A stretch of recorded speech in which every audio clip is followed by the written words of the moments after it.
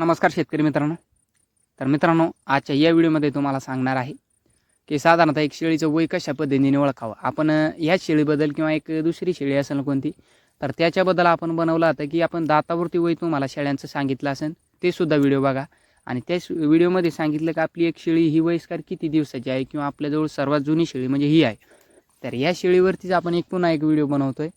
तर या व्हिडिओमध्ये तुम्हाला सांगणार आहे की शेळीचं एक कशा पद्धतीने दातावरती. तर जे राबलेले माणसं बघा, आता जे शेळी पालनामध्ये किंवा आपण एक सुरुवातीला काम करतोय, तर आपण एक सर्वसाधारण जर तुम्हाला एक माहिती असेल तर आपण दातावरती सुद्धा वय साधारणपणे लावू शकतोय. सोपी पद्धत आहे दातावरती एक वय ओळखायची शेळ्याची. तर ते सुद्धा तुम्हाला मागच्या व्हिडिओमध्ये सांगितलंय. पण एक मित्रांनो, दातावरती वय ओळखता येत आहे, पण एक दातावरती काही काळापर्यंतच एक आपल्याला वय शेळ्यांचं एक कळतंय किंवा एक काहींना कळत नाही. तर जे तरुण मित्र असतील त्यांना एक कळत नसेल तर 100% त्यांच्यासाठी हा व्हिडिओ खूप खास होणार आहे. तर शेवटपर्यंत व्हिडिओ नक्कीच बघा. तर बघा, जे याच्यामध्ये राबलेले माणसं आहेत शेळीपालनामध्ये, आपल्याला एक दातापर्यंत एक वय कळतंय किंवा एक काही मित्रांना एक दात घासली तर ते सुद्धा एक वय कळतंय किती वर्षाच्या नंतर किंवा किती महिन्याच्या नंतर किंवा किती कालावधीच्या नंतर एक दात घासतात शेळ्यांचे.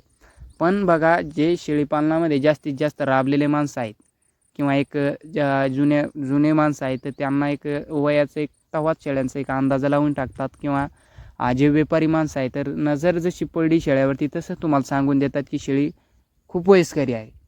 तर मग ते कसे ओळखतात ते सुद्धा तुम्हाला सांगतो. सोपी ट्रिक आहे, काय जास्त अवघड नाही. तर बघा, सुरुवातीचे आपल्याला हे शेळी जे तुम्ही बघताय, तर मित्रांनो, सुरुवातीचा पहिला मुद्दा म्हणजे कशी ओळखावी. जे तुम्ही एक शेळ्याचे आपले शिंग बघतात, सुरुवातीला आपण बघितलीच असेल शिंग, पण आतासुद्धा बघा, एक सुरुवातीला एक शिंग आपले जे शेळ्या एक मस्तिष्क असते शेळ्यांचे किंवा एक डोकं असते, तिथून जे शिंग आपले बाहेर निघतात, तर तिथे काय पडतं, एक सर्वसाधारण शिंग तिथे एक क्रॅक पडते आणि तिथं कट झाल्यासारखे शिंग आपल्याला दिसतात, की जेणेकरून आपल्याला काय वाटतंय, शिंग आता इथून तुटून खाली पडणार आहे. आणि काही शेतकरी मित्रांना काय वाटतंय की आता हे शिंग पडले, याच्यानंतर नवीन शिंग येतात का. तर ते सुद्धा सांगतं मित्रांनो. शेळ्याला बघा, जशी एक शेळी जन्माला आली किंवा लहान पिल्लू असते, ते जोपर्यंत शिंग शेळ्यांची एक मोडत नाही किंवा एक तुटत नाही, सर्वसाधारणपणे आपण माहिती देतोय, समजून घ्या. जर बघा, जोपर्यंत शेळ्याची एक शिंग मोडत नाही किंवा एक तुटत नाही, तर तोपर्यंत शेळ्यांना एक नवीन शिंग येत नाही. हा एक मुद्दा खूप खास आहे. आणि जोपर्यंत जे शिंग जर कायम शेळ्यांचे असेल आणि ते शिंग जर एक थोडंसं एक क्रॅक पडला, म्हणून ओळखून घ्यायची एक शेळी जास्त दिवस आपल्याजवळ हिवे तर देणार नाही आणि जास्तीत जास्त शेळी आपल्याजवळ समजा एक शेळी वयस्कर आहे. तर हा पहिला मुद्दा. आणि दुसरा मुद्दासुद्धा सांगतो की काही मित्र काय म्हणतात की एक मी सुद्धा ऐकलेलं किंवा काही अनुभवी माणसंसुद्धा म्हणतात, पण एक मला शक्य वाटत नाही बघा, की शेळ्यांचं एक खुरं वाढल्याच्या नंतर अशा पद्धतीने खुरंगिरं वाढले की एक शेळ्यांचं वयाचा अंदाज आपण त्याच्यावरून लावू शकतो.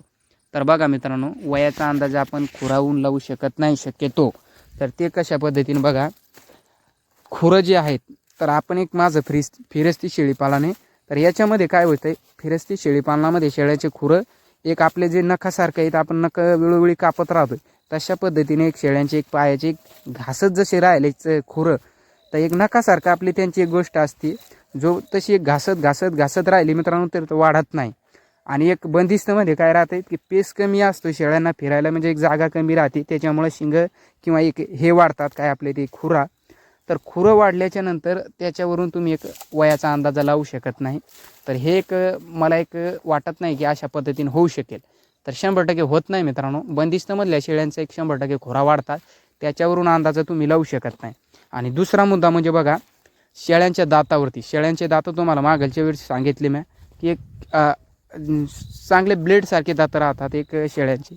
आणि संपूर्ण एक वयस्कर शेळी झाली ना, तर संपूर्ण एक शेळ्यांचे दात घासतात.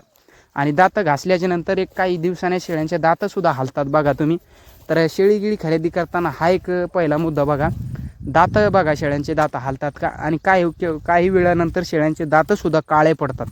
तर अशी एक काळजी घ्या. आणि शेळी खरेदी करताना किंवा एक शेळीचं वय ओळखताना अशा पद्धतीने ओळखा. तर काळे दात जर पडले मित्रांनो, तर शेळी एक वयस्कर आहे असं समजून घ्या.